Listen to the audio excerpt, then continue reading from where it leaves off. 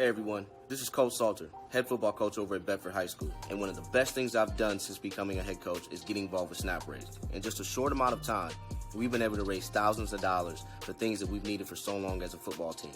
Things such as team gear, team uniforms, huddle sideline, new iPads, and an end zone camera. If I were you, I would get started with Snap Raise today.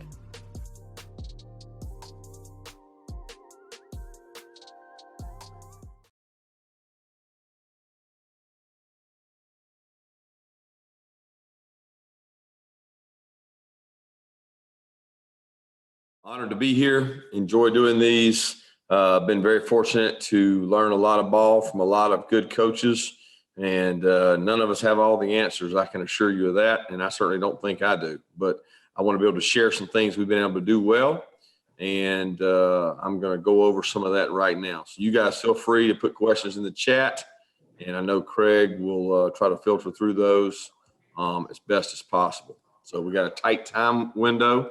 So feel free. I want to kind of start and open with this. I was thinking of what to present on.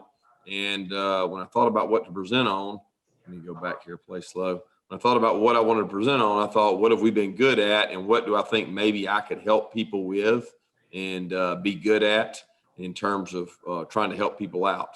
And one of those is our ability to stop the run. It's something we've been really good at. And I want to be able to share some of that with you as I go through this. All right. So the foundations of that, just what this started for the foundations of Georgia's run defense. In 2018, we lose in the SEC championship game. We left with an 11-3 record. We lost in that SEC championship game, and we had to look ourselves in the mirror. And can you can you get the view screen up there for me real quick? Because I'm presenting, but I don't see the participants on the side like I did earlier. See what I'm saying? You know where that view is? They have control of that. All right, just shows how many total in there. All right, I'll keep rolling. So you see here our rank in the country after that season. So we were 134 yards per game, 31st in the country, yards per carry, 49th. And then it shows the actual SEC championship game, which we gave up some runs, 157 yards and 5.4. All right, and we said, all right, we want to be a good team. We want to win a national championship. What do we have to do defensively? So it has nothing to do with offense. You got to score points on offense. We all know that. But 8 of the last 10 national championships at that point had been in the top 15 in rushing defense. You go back, we weren't. We were 31st. So we knew we had to find a way to move ourselves up in rushing defense. All right. You're probably sitting there thinking that football has become a pass-first game now. And you're right. It has become a pass-first game. So why is Coach Smart talking about the foundations of Georgia run defense if football is a pass-first game? The better you're at stopping the run, the more guys you can commit to the pass. That's why it matters. So a lot of people don't understand this, and they don't follow it. But the better you can stop the run, the more guys you can commit to stopping the pass, which for us is big. We want to be able to do that, all right? So I'm going to show you a clip and then go through why it's important, okay? But this is Alabama game who had the best offense we'd probably have played in the last couple of years, really talented offense, and nobody really stopped them. It's early in the game, 0-0, one of the first drives. I want to show you a picture. All right, so they've got 2 tight ends in the game, a back. They got the 2 elite wideouts up top. So we want to commit more to the pass than run. So we got to be really good at stopping the run. So we're in an under defense, and we got 2 backers in the box, but we're going to play 3-over-2, in some cases 4-over-2 to commit guys to the pass. So you can see up top, we're playing 2 guys man-to-man on their 2 best wideouts and putting a safety. You know, that safety probably looks like he's in the middle of the field, but he's really playing over top of those 2 wideouts, and we're daring them to run the ball because we feel like we're really good at stopping the run. So when you see this picture, this clip, you can see the close, the spill, the scrape. This is a really they had the most talented offensive line I've probably ever faced in college football. All 5 of these guys will play in the NFL, and all 5 will be really high draft picks. But that double team on that 3 technique, they crush him. We get great close out of Aziz. And Kobe does a great job fitting it. But, you know, we don't have an extra hat in the box, okay? So they've got 7 hats in the box. We got 7 hats in the box. There is no extra hat. So we're trying to strike and beat blockers to be a good run defense when we do it. I'll show you another picture, just an example before we go into why we're doing it. This is a 5-man box. We have 5 defensive players. They got 5 offensive players. That's not including the quarterback run because they can create an extra hat with that. But we're going to play boxes where we're going to be elite at stopping the run with just as many as they have, not one extra, because everybody thinks you got to get one extra. There's 5 O-linemen. There's 4 down linemen. We're in an odd front here and 1 backer. So we're fitting our 5 against their 5. Everybody's got a blocker. And we bring the quarter safety out of the top who makes the hit and does a really nice job there in that picture. I got another one for you here. This is the day and age of college football. We've committed 3 over 2 up top. So we're going to form a 2-man up top, which people don't think you have to be able to play the run. You can't play 2-man. We're playing 2-man, committing 3 over 2, and we're short 1 in the box. They got just as many. They got a hat for a hat, and we're able to stop them. I'm going to go to another one. These are all clips from this year for us. Don't worry about the call. The star down here at the bottom is not in the run fit. He's playing a catch 2-man. So we're committing 3 guys. We're committing this guy here, the star. We're committing, let me get this on here, him, and him. These 3 guys to those 2 guys, okay? So they have a hat for a hat. But now we're going to play the run, be able to leverage it, strike blockers, get off blocks. And again, they got 1, 2, 3, 4, 5, 6 O-linemen, I count. And we got 6 defenders. We got to strike blocks, get off blocks, and be able to finish. So you can see through that change from 2018 what we finished in the country the last 2 years. 2019, first in yards per game in the country. 2020, first in yards per game in rushing in the country. So we made drastic improvement. That's what this presentation is going to be about, and how did we do it? What technique and fundamentals are most important? We always say it at Georgia, first level first. What does first level first mean? The first level is the defensive line, the guys with their hands across from the offensive lineman. That technique is critical. Yeah, we got talented players. We got good players. I don't refute that. But we got great technique, which is more important than just great players. 2-eye play is critical. We have 2 modes of 2-eye, okay? What am I talking about when I talk about the 2-eye? We play a 2-eye a lot, probably more than most teams. 95, this player right here is a 2-eye for us, okay? He is going to stretch the guard. All right, for us, that's striking and stretching the guard. His key is the inside peck of that guard, okay? We don't necessarily cover the center unless we get in odd front. But he is striking the guard, controlling the A gap, and he's making this ball go sideways. So we're controlling those 2 interior gaps with 99, 95, and then our safety is able to come out of the top and get a really good run fit right there for no gain. I'm going to show you another picture. This is what we call primary to secondary. What is your primary gap? The primary gap of this guy is here. Primary gap of this guy is here, okay? That's their primary gap. We want to play that gap first. Strike it. Secondary. If you strike the initial blocker and you have good flat back and hat speed and hand placement, you can control your primary gap and both of them shed and go to their secondary gap. That's the only way to play with less numbers. Somebody do the math here. They got 5 blockers, 5 O-linemen. We got 4 down linemen and a Mike backer who's half and half, 17. So we're able to play 5 blockers on a quarterback run. One, they got an extra hat with our 5 guys because they're closing, scraping, and anchoring, and no gain there. And you can see 17. He really likes it. He enjoys it, wants a part of it. I'll give you another one. This is the difference in attack, react, and react, attack. We always say when you're to the back over here on this side, this guy's 3 technique playing an outside technique. He is attack and then react, okay? This guy is react and then attack because he's a 2-eye. He's inside technique. So you're going to watch these 2 guys here stretch the guard. 3 technique. We don't actually coach this technique. He olayed the guy, but he is attacking, okay? He attacked. He's a really good athlete, and then he reacted.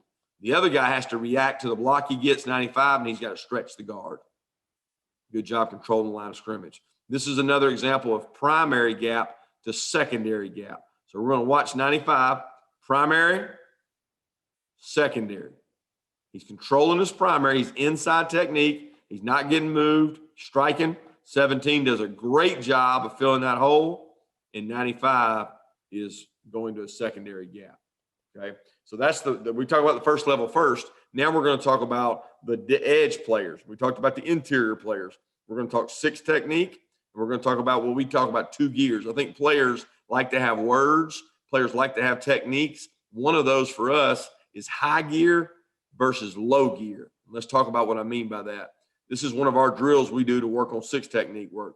Nowadays, you don't get why on the ball where you're striking an old school 6 technique. All these offensive guys have gotten cute and they're trying to cut you out.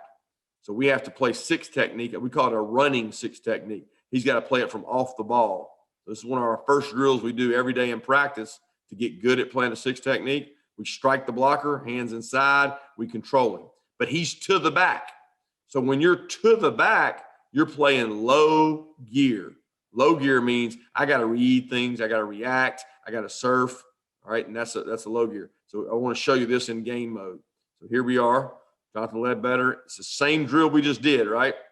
He's got the back to him. He's in low gear. Low gear meaning I got to strike the blocker. I might be getting red. If they're reading me, I got to be slow paced. I can't be flying up the field.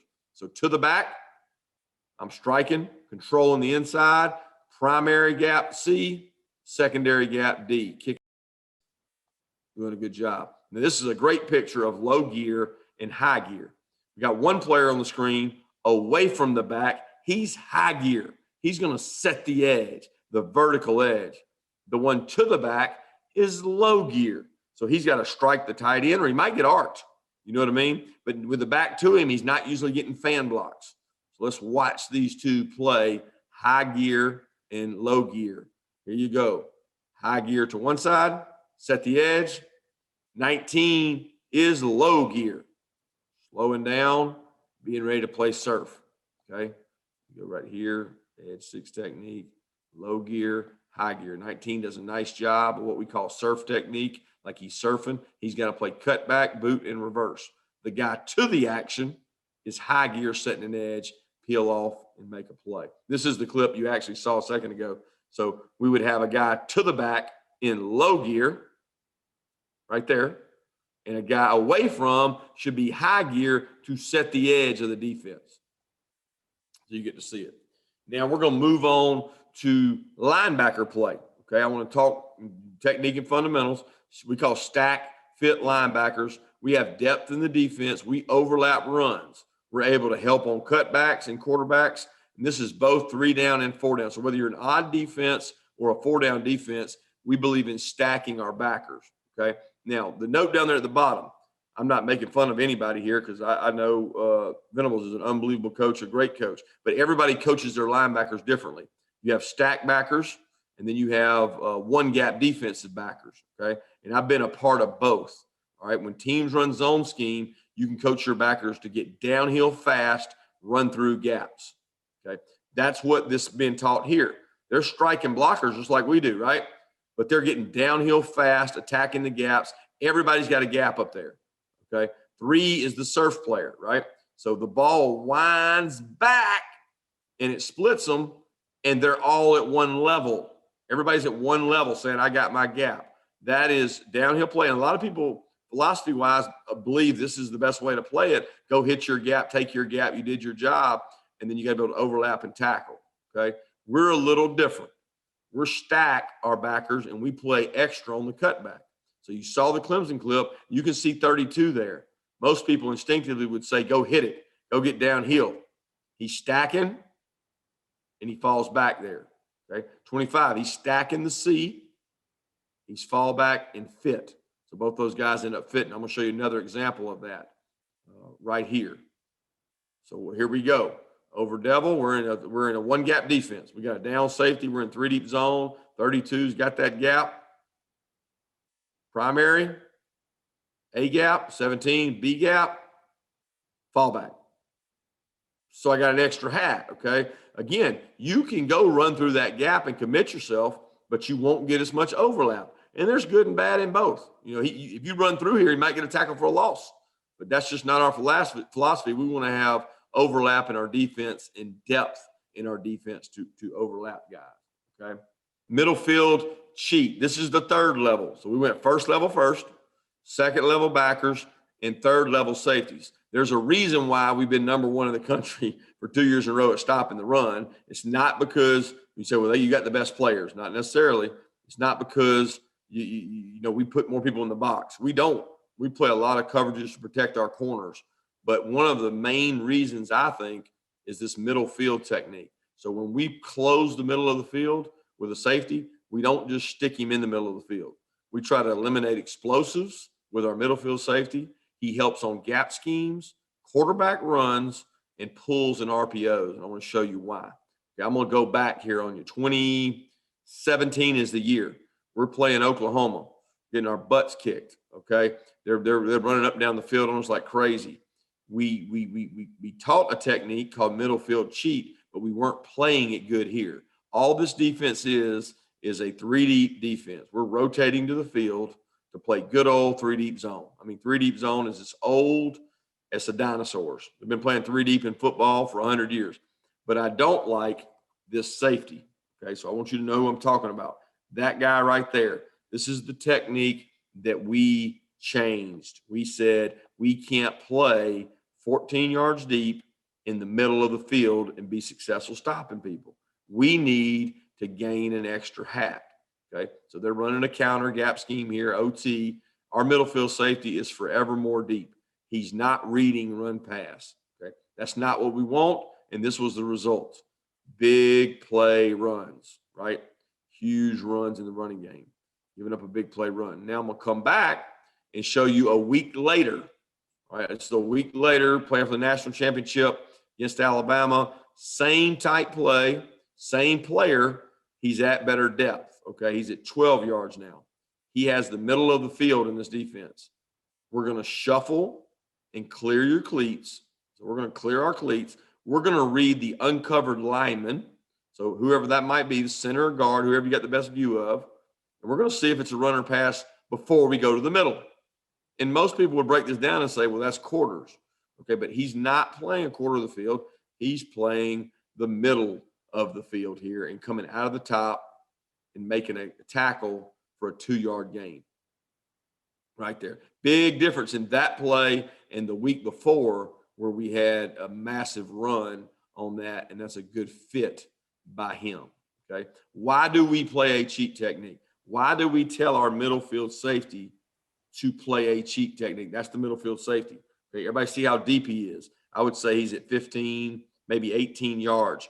We don't want to play there because the world of RPOs, the world we live in now in RPOs, the catch on the bang slants, the inside breaking routes, the separation between the middle field safety and the RPO is way too great.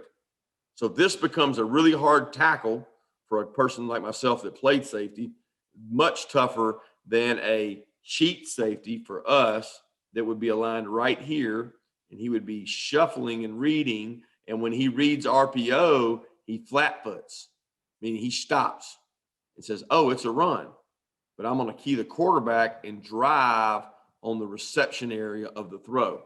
So when you see this, he's way too separated, can't close, great athlete, gone for a touchdown, and we had too much separation. We wasted the middle field safety. So here's the technique we like to use in this situation. I'm going to go back. Middle field safety is getting a little too deep. He's 12, 13, but watch his footwork here. He's going to read lineman.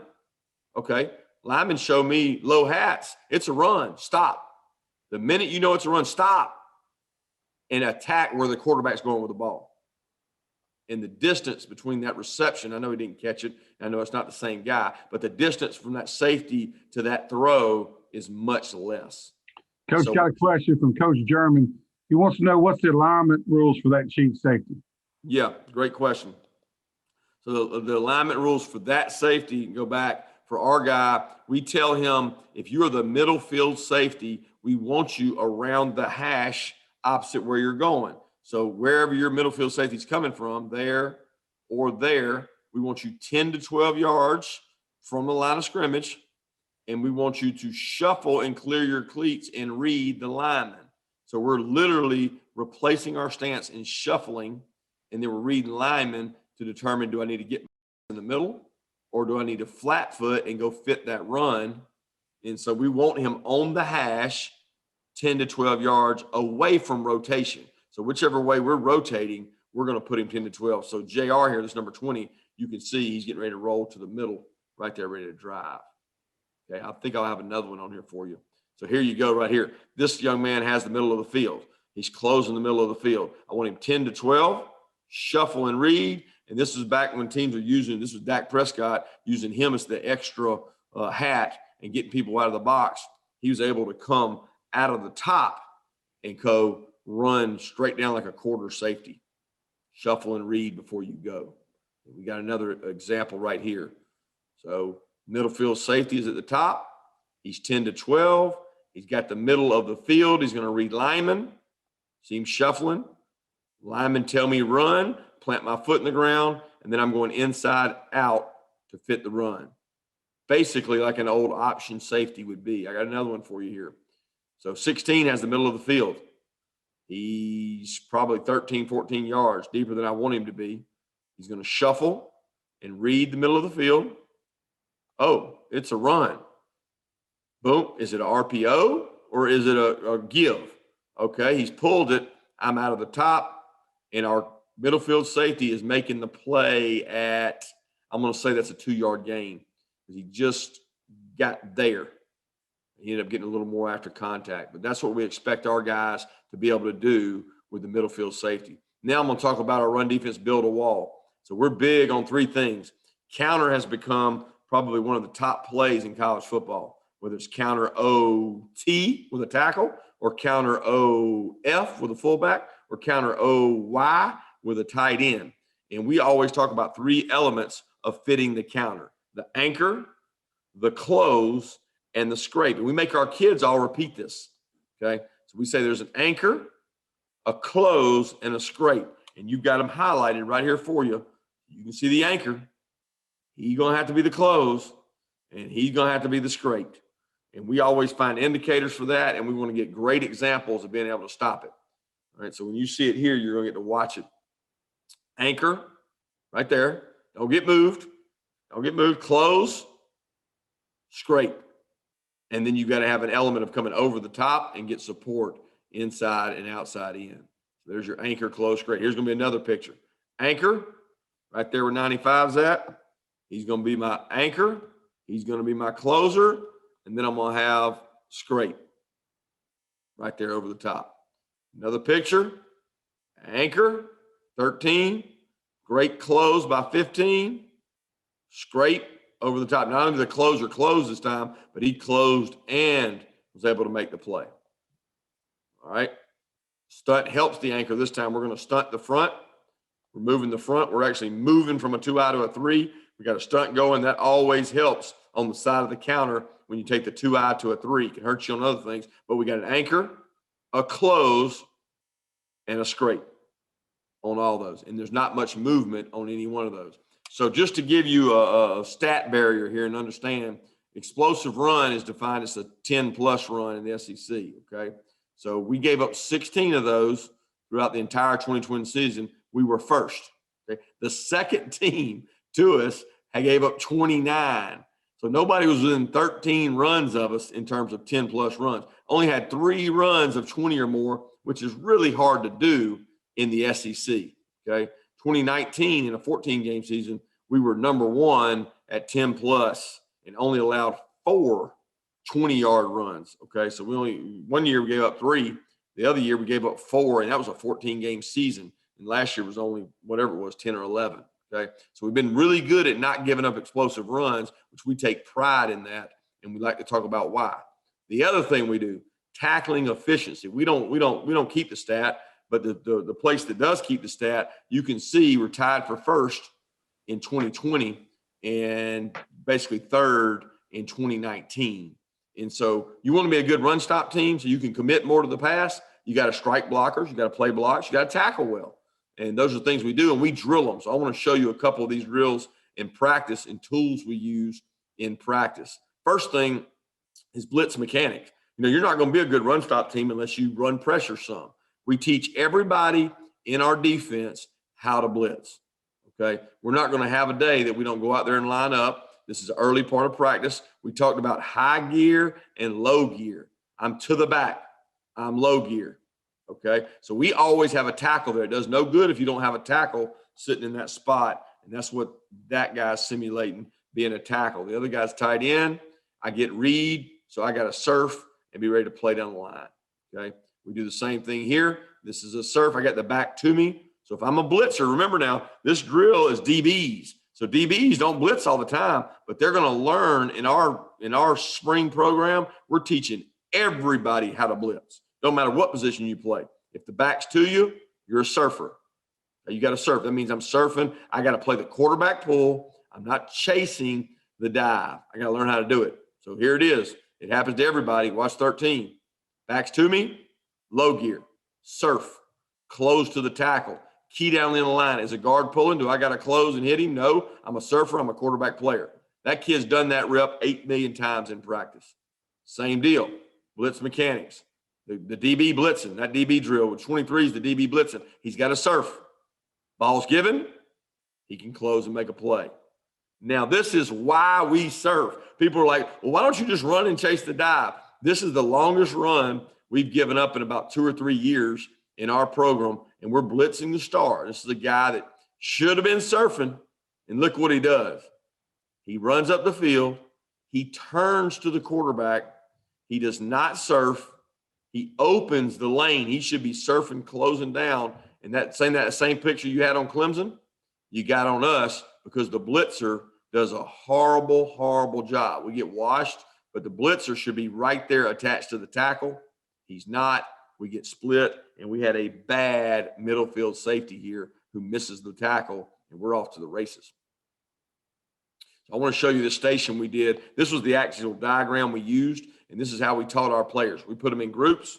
Here's your group. I don't care what position you play on your team. You're going to get in a group, and you're going to go over, and you're going to learn how to crash and surf. 2 techniques we teach all the time. So here's the station. He is crashing. So that guy right there, number 99, weighs 340 pounds. He will never play an end position. He's a nose guard. He's a D tackle. But we don't give a crap in this drill. We're all learning what crash is. Crash is he gives you a down block. I'm coming as hard as I can to take the dive. All right. I can crash and go underneath any fan block. So I'm going to give you a picture of a crash. This is why we crash. Number 7 up top, Lorenzo is running a crash technique. He should be crashing. This is terrible crash because if Lorenzo crashes and he gets in the hip pocket of that tackle, he's going to tackle that guy for a tackle for a loss. But he has terrible crash mechanics. He doesn't crash well. We don't want to do that and give up that play. All right. This is also another picture of why we crash. I'm going to go to the 4. 4 should be crashing. He should be going so hard off that tackle's butt, he's able to run that thing down and make the tackle. He doesn't do it. He doesn't take good angle. He doesn't crash. He's playing like he's surfing. Now I'm going to show you a good one. All right. So now this is Notre Dame game. Star is a crash technique. Crash means there's somebody else coming behind you. So he can go under the first block. He knifes under the first block, does a nice job on the play here, disrupting the play because he's got another guy coming behind him on a fan block. I'll give you another good picture of crash. So here we are. Crash, I can rip and run underneath because I have a second blitzer coming behind me. That's our crash. All right, now this block destruction drill I want to show because this is a big one for us. And we use it at all levels of the defense. This is important as ever, especially on the perimeter for us. But block destruction is like a must for us. It's a daily must. And DBs hate it, okay? You know why DBs hate it? Because when we do block destruction, so right here, you're going to see Richard LeCount pressing and locking out. And we make these guys hit big human beings because they don't like it. We make them stab inside, control the blocker, and then rip off. So every guy is going through 3 of these guys to do block destruction. We want them to strike, and you see that's Trey Scott. That's our D-line coach. So he coaches that technique all the time with his players. Block destruction. They got to do it for a living. But there's so many perimeter plays now in college football and pro football that DBs have to be able to two gap, peek, primary gap, and then snatch off to secondary gap. So we want every player to learn how to do that, learn the fundamentals of doing that as they do it straight all the way through. So here's another one where he's got an angle on me. I got to strike primary and then react and thud a guy. I'll show you a couple pictures of that here for us. It's a good picture. Right here, number 3. So he's got a trap technique to him. He's a cloud corner. Don't strike the blocker. Keep leverage. Keep an outside arm free. Control the line of scrimmage. And that's block protection. You know, a lot of people would coach this guy to run by this guy. Just go run by him. Go make the play. We don't want to expand the hole. We're trying to restrict the hole and let the rest of the defense come inside out and make the tackle. Good play of block destruction for us. All right, I'm going to give you another one right here. So this is the star outside doing that same drill we just saw on D-line play. So he's going to go address the blocker, attack the blocker, two gap him, and make the play outside of it. Because perimeter run support is so big now in all phases of the game. So this is a drill we do with our entire team. I just want you to be able to see it and understand it. The black dots are offensive players, okay? So this group would correspond with that group, that line. This group would correspond with that line, okay? These guys would be there, and these guys would be there, so forth. These guys would be there. These guys would be here. And we do this drill once a week in season, and you know where your name is, and you know where you start. We call it mod, mix, crack, replace drill, whatever you want to call it, whatever your words are. But whether we're playing inside or outside leverage, we start the practice. Everybody on the team's got to be able to do this. So that's a backer for us, Quay. That's a tight end for us. He's blocking a bubble. He's blocking on the perimeter. Hell, I don't care if it's kickoff return, kickoff coverage, punt. Somebody's got to block somebody, and somebody's got to tackle. That guy in the back is a safety for us, but he could be a corner. He could be anything. He's got to leverage the block, press it, steer it, control the inside gap, rip, get off, and go finish.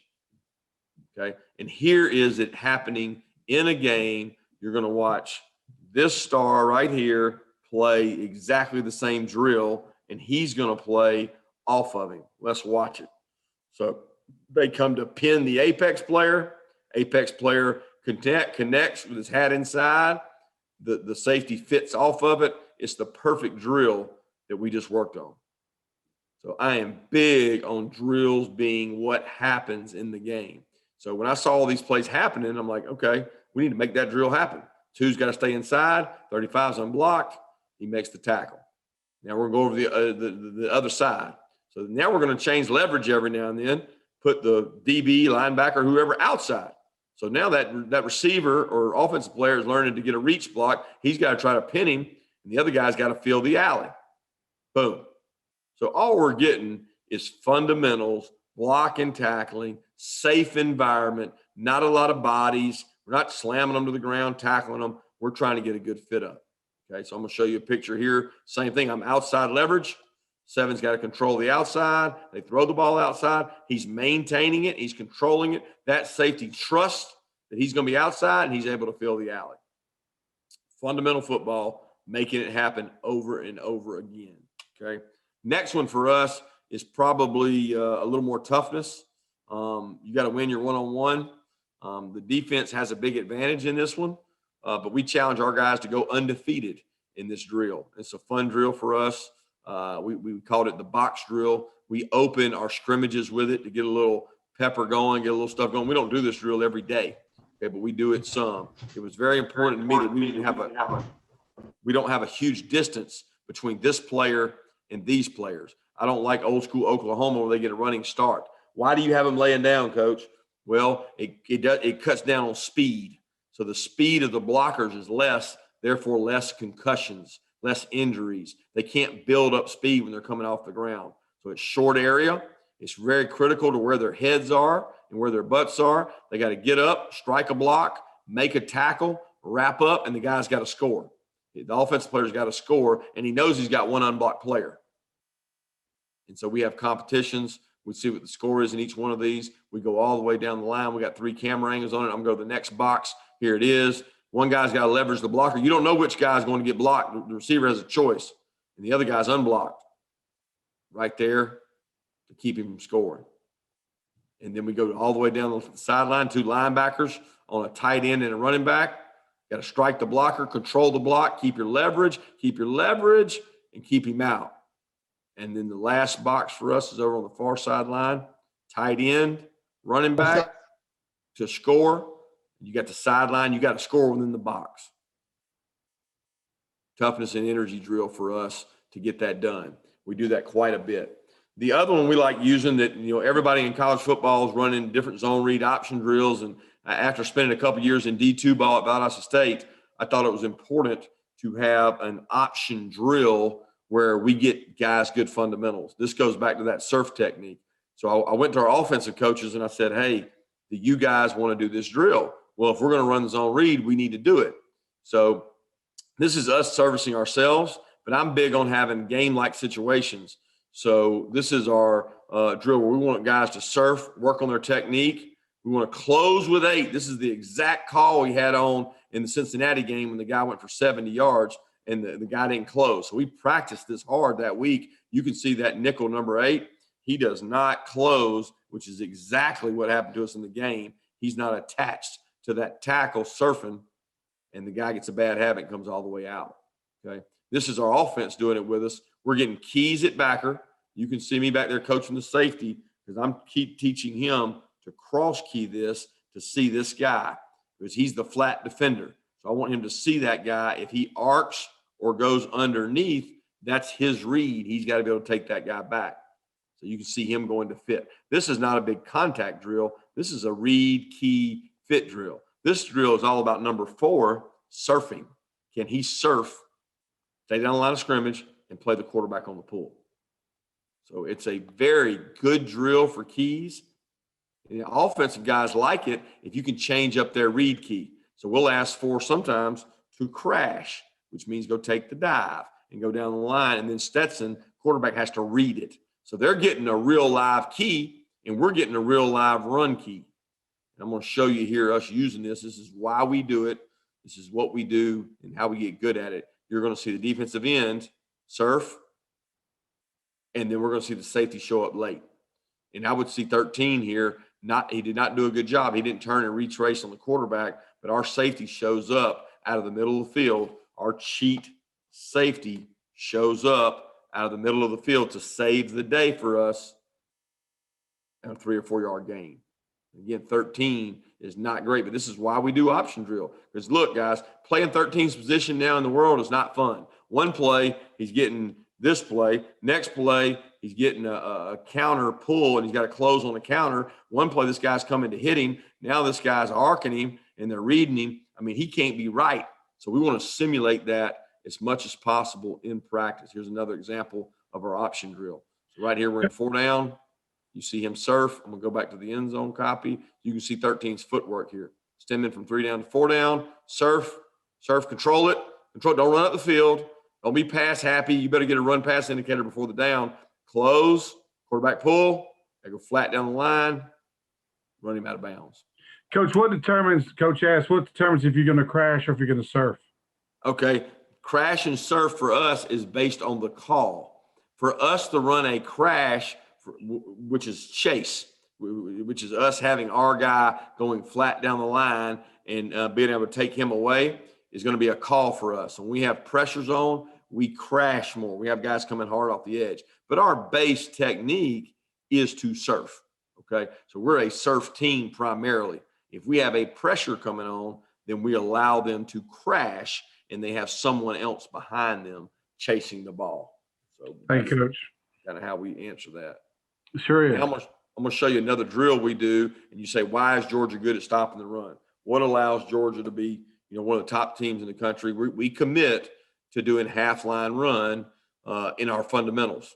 It's just a fundamental belief. We got a camera on the side angle. We love this angle. It shows you guys on sides, not on sides. It shows you how flat their backs are, striking blockers, being able to play it. Here's the same view from up top. Okay, we're in a 3 down front. This is half-line run. So for this period, all we're going to do is run plays with that pod. Doesn't mean the ball has to go this way, but most do, okay? We can still run some inside zone, outside zone, a gap scheme play because my guard's over there. I can go over here and run gap scheme. But I love it because it's safe, okay? It's safer football than 11 on 11. You say, why does that matter? Well, hell, I ain't got so many players. I want to keep them healthy. So when we do this drill, we have less chance of injury and risk. And what we're working on is primary to secondary. You can't get enough reps of that. This tight end on this outside backer, he can't. It's not about who wins the drill. It's not, like the offensive guy always argues, well, why is this guy down here at the drill? We're going to block him with a wide out. I don't care about all that. I don't even care that he's there. What I care about is this guy getting the footwork, this guy getting the read, these guys getting the run fits and getting the keys so we get extra reps.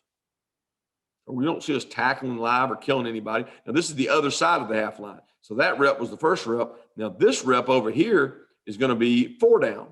So we have an odd or 3 down side and an even 4 down side to get good work. So the kids are in pods. If I worked over one day, 3 down, I'd go to mint the next day. They're working zone scheme, 6 technique work. Not about the back winning. It's not about who won the drill. It's really just about the front guys. It's about 99, 95, 10, attack, react, striking blockers, playing blocks, staying in my gap, primary to secondary, right there. We think this is a big key to our success when we do things from a pod standpoint. We call it half line run. This one is actually called trade drill. So you see there's less guys in it, right? There's only 3 guys. So now it's even safer. You only have 3 guys going. You get some kind of double team. We don't even care about the back. All right, then we go to the middle pod. We got guard, center guard, and this is really safe. A lot less contact. We're in our base defense, our 3-4. We have a 0 nose, 2 backers. All they're working on is keys here. Keys, attack, react, strike, get off blocks, block protection. Not about who won the drill. Then the third part of that is the other side, and they can go zone left, they can go zone right, and go either way. Defense doesn't know where they're going. We're getting good keys, good strike and blockers. I love this drill. I mean, I absolutely love it because it gets more people working, it gets more people active, but it does it from a safe manner. Right there with it. All right, now the last thing I'm going to leave you before we open up for questions is our beliefs. All right, and I'm a big believer. You're going to stop the run. Again, I go to it and say, well, Coach, you've been great stopping the run, but y'all gave up a lot of passing yards some games. Yeah, the stopping the run part gives us the ability to commit more to the pass, okay? But team run, good on good, I'm a big believer in that. It's all year long. It's best on best. We call it Bloody Tuesday in our season. Our Tuesday is our biggest work day. So this is 3 days before the game against Tennessee in whatever that date is down there, 2017. So we're getting ready to play Tennessee 3 days before the game. It's Tuesday before the game. It don't matter to us. We don't care. We're calling our base defenses right here, and they're running one of their base plays. We just go good on good, say we're running our base plays on base people. You can see a great 6 technique there, 2 backers getting downhill, striking blockers, guys replacing, really good run fit. Okay, that's really good football play from a standpoint of we're in season. We believe that you got to practice hard. You got to run the ball. You got to strike blockers and to be able to play them. And then I'm going to give you one more right here. It's a 3 down front. Doesn't matter what day it is, 3 days before the game. We're going to play team run. In our team run, we do 4 runs and 1 pass, and you don't know when the pass is coming. We're trying to make it believable right there. You can see our guys right here thudding the runner, playing on top of it. Now, this is fast forward 4 years later. All right, this is 4 days before the Cincinnati game. So we've been through COVID. We've been through the longest season I've ever been a part of in my life. But this is 4 days before the Cincinnati game, 12/28/20. And we got full pads on. It's Tuesday of a game week, and we're doing team run. You can see the safety coming down. He's striking 10. Everybody's striking a blocker, striking to get off. We're going to go thud the runner. And I like to show it. Now, I don't like him snatching him and throwing him down, but the demeanor of that safety is I'm coming to kick you. We're stopping the run first, and we're going to do it however, by whatever means necessary, and I ain't letting you block me. I'm striking you. I'm kicking you inside.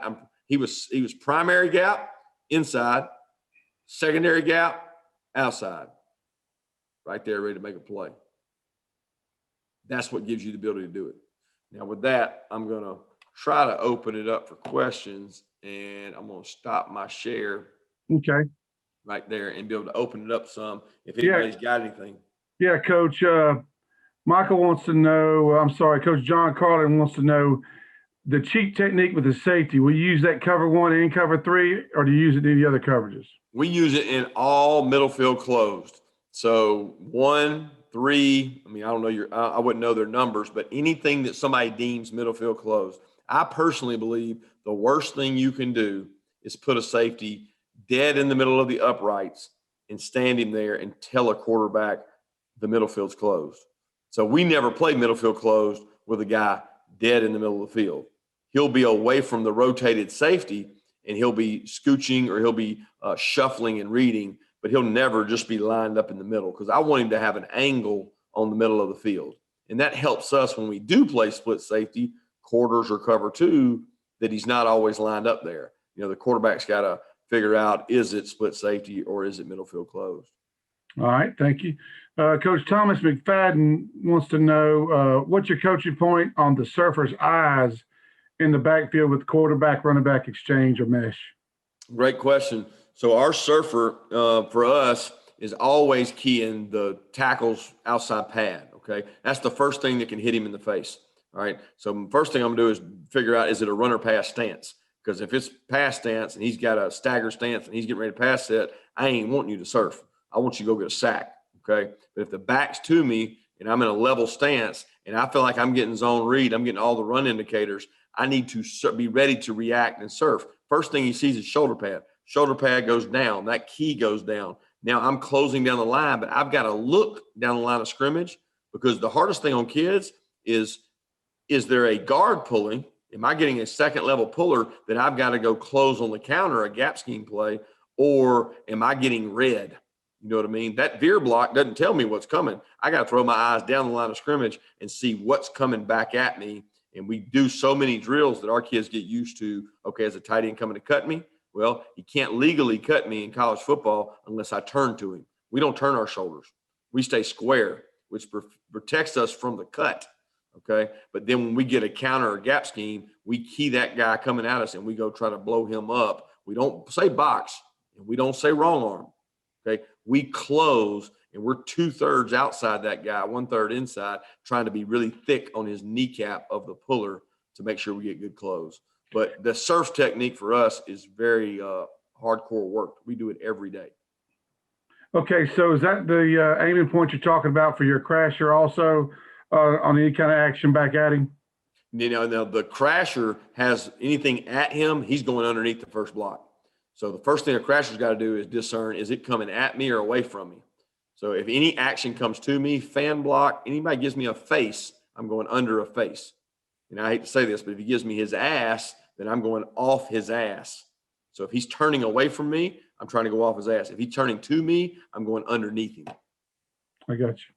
And so on personnel wise, with your middle field safety, are you going to keep that person the same player, or will you change the safety depending on your formation, and each safety may become the middle field? Yeah, once you're a safety in our defense, we go through cheat technique, and we actually got a lot of young guys now. We're teaching them how to play cheat, so it could be any safety in our defense. Our rotation changes. We don't have we're not playing an 8-man front like some people do, and they have a down safety all the time, and they have a middle field safety all the time. The way offenses are now, they put formation into boundary, they motion, they rocket, they do all kinds of stuff. We have to have all our safeties be able to play cheat technique because all of our safeties could be the middle field safety. Okay, and with your surf and your crash technique, do you change the depth of your linebackers? We do not change the depth of our backers. So if I'm a surfer or crasher, it has nothing to do with our depth of our linebackers. We try to keep our linebackers at 4.5 because we're more of a stacked team than a run through. You know, we don't commit to the gaps. So we don't run downhill and get in the gaps. We want to call it shuffle stack. So we play our backers a little bit deeper, and it has nothing to do with the crash or the surf. All right, and I think our last question, Coach, is what does the other safety normally play away from your cheat safety? Well, it depends on the coverage call, but if we were in man-to-man, he would be rotated down. I mean, we have one defense where he comes down on the tight end. The other safety's in the middle of the field. So it could be 3 deep zone where we play our match techniques away from the safety. So the safety that's down would be playing whatever the coverage dictated. Okay, the safety that has the middle of the field would be playing our shuffle, kind of half quarters, read technique before he goes to the middle. Coach, listen, that great response from the coaches. They're extremely good presentation. A lot of information, a lot of content. They want to know on how they can get copies of the drills, maybe slow it down. I don't know if that's going to be something you can provide if they contact you at spring practice. I don't know what your plans are this year with that, but extremely impressed. A lot of content. Coaches really like the presentation. Well, I'll say this: one of our assistants, Glenn Schumann, which I'm embarrassed I don't have his number and name and email and all that. But if you look up our website and you email Glenn on his email address, he's been with us for a long time. He's our inside linebackers coach. He's one of the best I've been around in terms of information, putting packages together, different schemes. I mean, he spent the entire COVID time on Zooms with college coaches, high school coaches, pro coaches, and is always coming up with maybe a new way to try something or something somebody else is doing and having success with. But he put that tape together and he put that presentation together. Now, all of us are in charge of teaching it, but he did the presentation. He did a really nice job of it, and it explains things well. But if you reach out, email Glenn or hit Glenn by email, I'm sure he can get that to the guys or anybody that needs it.